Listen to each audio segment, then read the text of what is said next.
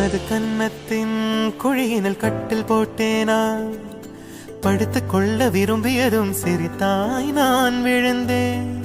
கையில் கடிகாரம் இருந்த போதும் நீ என்னை மணி கேட்டதில் நான் விழுந்தேன்.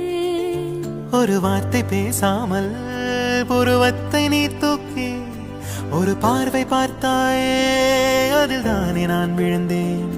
என் பிறந்த நாள் வாழ்த்தை சொல்லவே நீயும் நள்ளிரவில் பரிசோடு சுவரேறி குதித்தாயே, அப்போது நான் விழுந்தேன்.